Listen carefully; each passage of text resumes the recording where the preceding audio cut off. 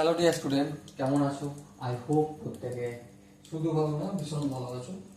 স্ক্রিনের উপর একটা প্রশ্ন দেখা যাচ্ছে, তাই না? প্রশ্নটা কি বলেছে দেখো, এবিসি একটি সমবাহু ত্রিভুজ, ঠিক আছে? এর বিসি বাহুকে ডি পর্যন্ত বর্ধিত করা হলো যাতে করে BC equal to CD.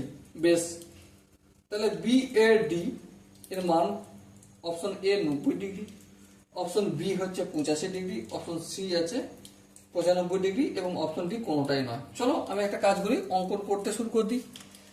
Suppose এই ত্রিভুজটা অঙ্কন করলাম। এবারে এই ত্রিভুজের ধর্মটা কি? সমবাহু ত্রিভুজ, মানে প্রতিটা বাহু সমান, এ বি সমান বিসি, বিসি সমান সিএ।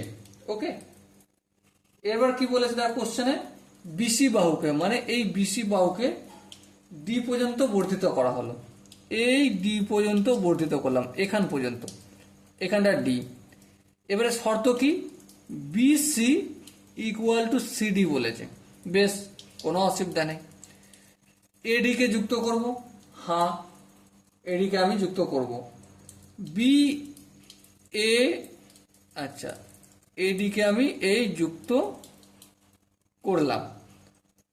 বেশ, তাহলে এখন আমাকে বলতে হবে, কি বলতে হবে? বিএডি মানে এই পুরো কোণটা ভ্যালু কত। দেখো, এই বিএডি ইকুয়াল টু কি?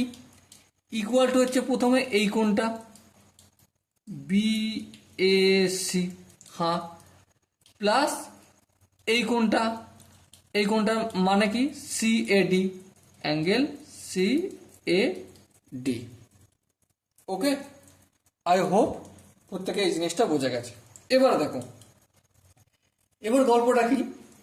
যেহেতু এটা সমবাহু ত্রিভুজ বলেছিল এ বিসিটা, তার মানে তিনটে কোণেরই মান হচ্ছে 60 ডিগ্রি। এটাও হবে 60 ডিগ্রি আর এটাও হবে 60 ডিগ্রি। বুঝাতে পারলাম কি? আই হোপ প্রত্যেকে বুঝতে পেরেছ। আবার দেখো, যেহেতু এটা সমবাহু ত্রিভুজ, তার মানে কি? A B equal to BC equal to CA. এটা কি বোঝাতে পারলাম? এটা তো কোশ্চেনে বলেছে, আমি তো কিছু করি নাই। আবার দেখো, বিসি ইকুয়াল টু সিএ, হ্যাঁ ঠিক, মানে এই বিসি বাহুটা সিএ বাহুটা সমান, হ্যাঁ ঠিক। আবার দেখো কোশ্চেনে বলেছে বিসি বাহুটা সিডি বাহুর সঙ্গে সমান, বিসি ইকুয়াল টু সিডি। তাহলে এই দুটো তো পরস্পর সমান, C A equal to CD, হ্যাঁ ঠিক, কোনো অসুবিধা নেই। তাহলে এই বাহুটা যেহেতু সমান আর এই বাহুটা, এই দুটো বাহুর সমান হওয়ার অর্থটা কি? অর্থ তো একটাই, যে এই অ্যাঙ্গেলটা যতটা হবে আর এই অ্যাঙ্গেলটাও ঠিক ততটাই হবে, হ্যাঁ ঠিক। কিন্তু প্রশ্ন হচ্ছে এই দুটো অ্যাঙ্গেলের মান কত, কিভাবে জানবো? দেখো ভালো করে বোঝো। এই একটা সরলরেখা আমি অঙ্কন করলাম, হ্যাঁ ঠিক। এই একটা রেখা আমি এখান দিয়ে টানলাম। সরলরেখা মানে কত ডিগ্রি? 180 ডিগ্রি। আর এখানটা যদি 60 ডিগ্রি হয়, তাহলে এখানটা কত ডিগ্রি হবে? অবভিয়াসলি 180-র মধ্যে 60 এখানে চলে গেছে, আর এখানটা থাকবে কত? 120 ডিগ্রি। তার মানে এই কোণটা কত হলো? 80 কেন লিখলাম? 120 ডিগ্রি লিখলাম। বেশ, আবার এই যে এসি আর সিডি, এই যে সিএ আর সিডি, এই দুটো হচ্ছে সমান বাহু ত্রিভুজের। তার মানে এটা কি?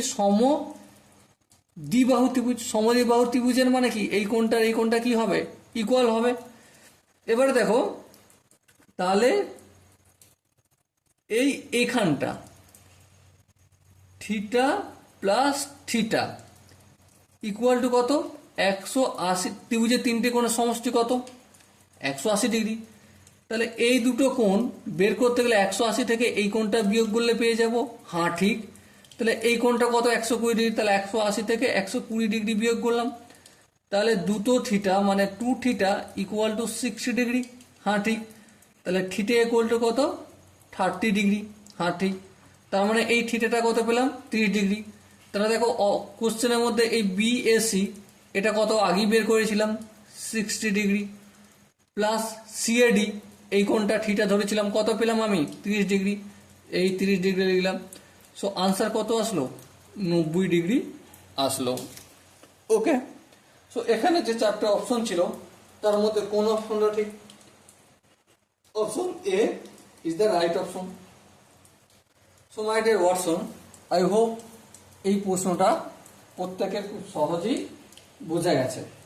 যদি কোনো জায়গায় বুঝতে অসুবিধা থাকে, ডাউট থাকে বা কনফিউশন থাকে, তার জন্য কি করতে হবে?